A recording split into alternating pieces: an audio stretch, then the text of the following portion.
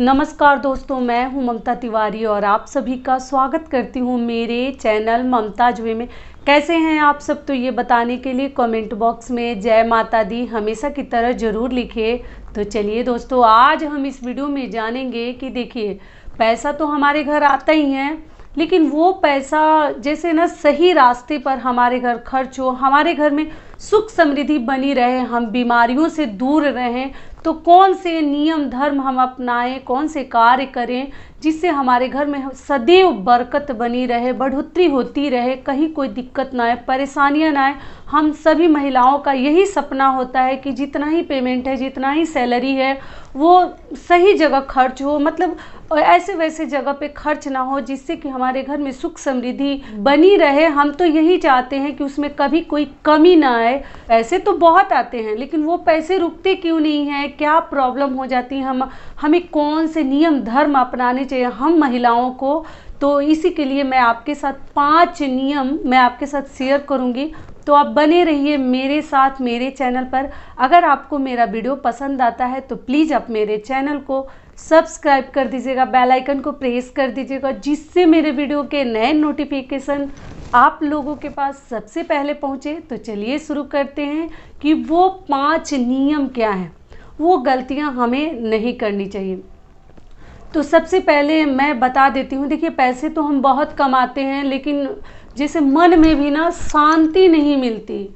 पैसा कम ही कमाए, लेकिन सुकून की ज़िंदगी हमें चाहिए, शांति मिले, उसमें अशांति वाली ज़िंदगी ना चाहिए कि लाखों करोड़ों में हम ढके पड़े हैं लेकिन मन जो है बेचैन है, अशांति फील हो रहा है। तो इसके लिए तो मैं कई बार बता चुकी हूँ कि आप लोग पूजा पाठ थोड़ा सा कीजिए। पूजा वगैरह करने से ना बड़ा सुकून, शांति हमें फील होता है, महसूस होता है कि चलो कुछ अच्छे हम कर्म कर रहे हैं। तो आप लोग करते भी हैं, मेरे बात को मानते भी हैं। बहुत सारी मेरी बहनें कहती हैं कि हम पूजा पहले नहीं करते थे दीदी, लेकिन अब हम करते हैं जब से आपने बोला है। तो कीजिए। इसके पास छोटे बच्चे हैं, उनको कैसे पूजा पाठ करनी है, ये भी मैं वीडियो अपलोड कर चुकी हूँ, आप चाहें तो चेकआउट कर सकते हैं। तो सबसे पहला जो हमारा नियम है वो क्या है कि देखिए, हम सभी जो ही मतलब पूजा पाठ जो ही महिलाएं करती हैं, या ऐसे भी मान लीजिए, मतलब हम लोगों के घर में ना गंगा जल अवश्य होनी चाहिए।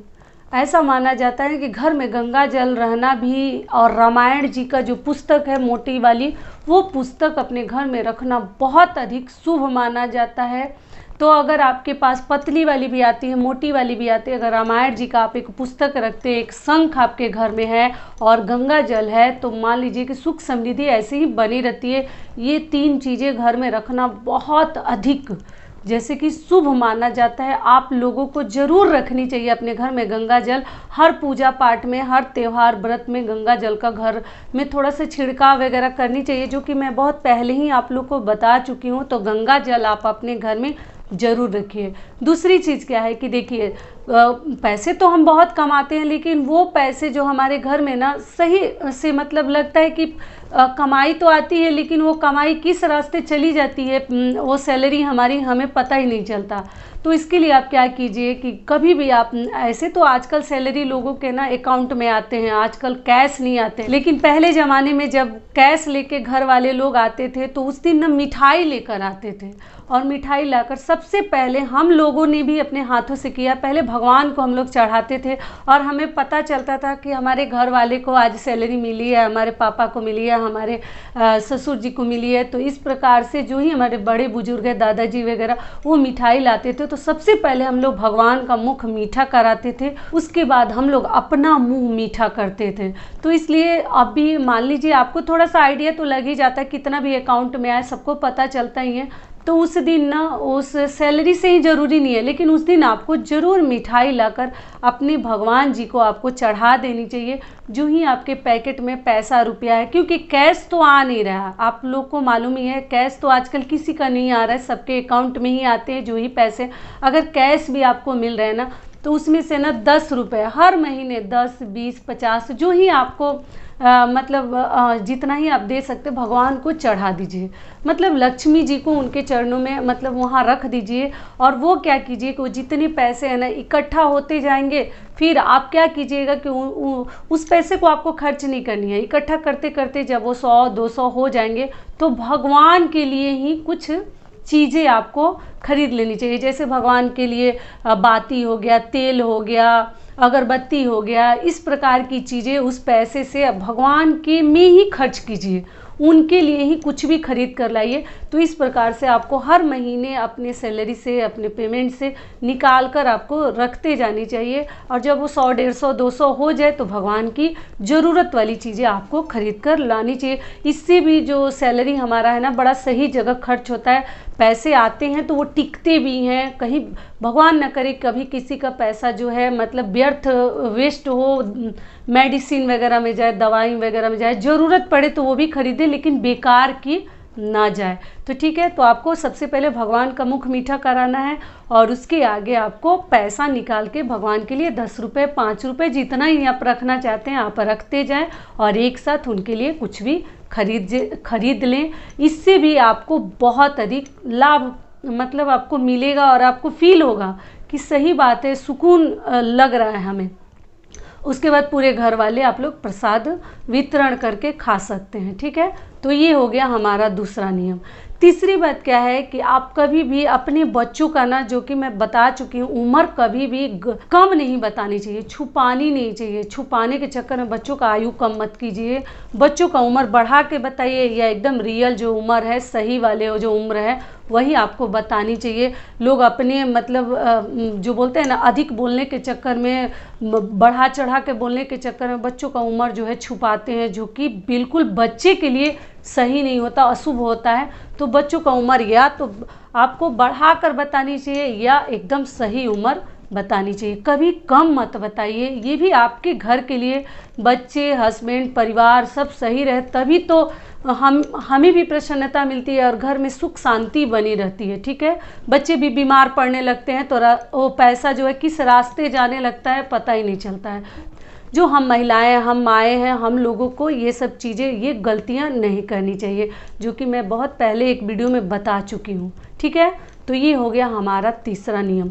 चौथी बात क्या है कि मान लीजिए सपने में अगर आपके घर के कोई बड़े बुजुर्ग आपको दिखते हैं या कोई महिला, सुहागिन महिला सपने में अगर आपको दिखती है बार बार, जैसे आपके बाबा, दादाजी या किसी और का सपना आ रहा है या आपके पापा का, मतलब इस प्रकार से अगर आपको सपने आ रहे हैं, जो आदमी जीवित है, मरे हुए लोग नहीं, जो जिंदा हैं उनके लिए, जो जीवित हैं उनके लिए, या कोई जो महिला, जैसे सुहागिन महिला का अगर बार बार आपको सपना आता है ना, तो आपको याद करनी चाहिए कि कहीं आपने कुछ मन्नत तो नहीं किया था, क्यों सपने आ रहे हैं। क्योंकि जो भगवान लोग हैं ना, आपके घर के बड़े बुजुर्ग के स्वरूप में ही आते हैं।